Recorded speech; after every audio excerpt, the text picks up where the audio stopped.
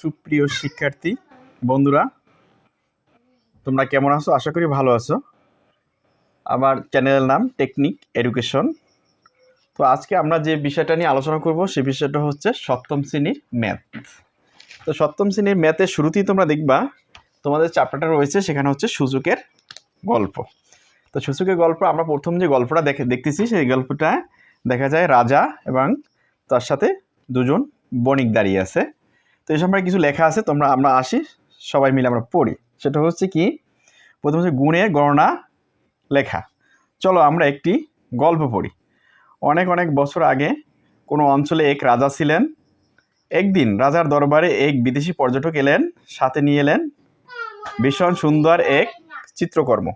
রাজা খুশি হয়ে পর্যটককে সেই চিত্রকর্মের মূল্য দিতে চাইলেন, কিন্তু পর্যটক সরাসরি কোনো মূল্য না চেয়ে বললেন, এই চিত্রকর্মের মূল্য দেওয়ার নিয়ম একটু ভিন্ন। রাজা জিজ্ঞেস করলেন, বলো তো দেখি কি নিয়ম?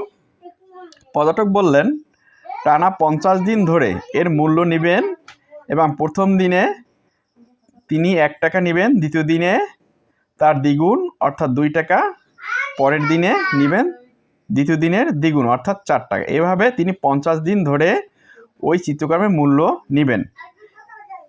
হিসাবটি অনেকটা নিচের ছকের মতো। এবার তোমরা নিচের যে ছকটা রয়েছে 1.0, এই ছকটা তোমাদের একটু লক্ষ্য করো, আমি বোর্ডে এঁকে দিচ্ছি। সুপ্রিয় শিক্ষার্থী বন্ধুরা, তোমরা একটু বোর্ডের দিক লক্ষ্য রাখো। এখানে ছক দেওয়া আছে 1.0। তো এখানে দেওয়া আছে দিন গুণ আকারে লেখা যায় এবং টাকার পরিমাণ।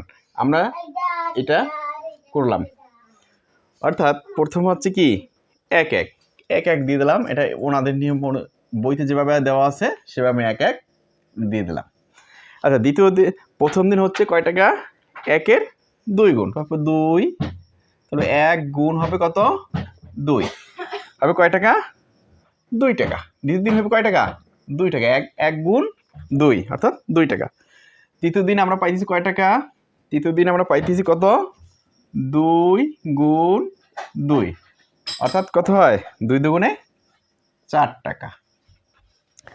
আচ্ছা, আমরা চতুর্থ দিনে কয় টাকা পাইতেছি? চতুর্থ দিনে আমরা পাইতেছি কত? 2 গুণ 2 গুণ 2 অর্থাৎ 2 দুগুণে 4, 4 দুগুণে 8 টাকা। চতুর্থ দিন আমরা পাইতেছি কয় টাকা? 8 টাকা। তাহলে এটা আমরা একটু বুঝতে কারো অসুবিধা হচ্ছে না তো? আমরা সবাই বুঝতে পারতেছি, তাই না?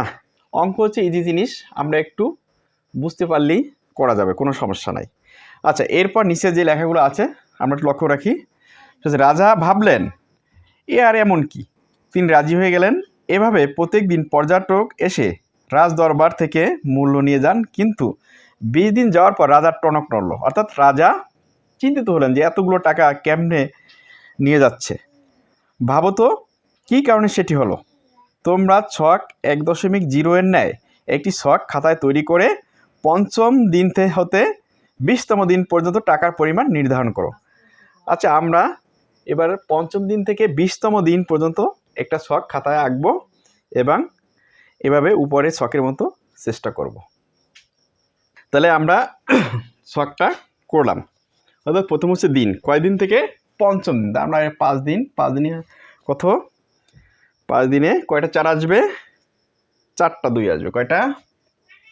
1 2 3 4। কত হলো?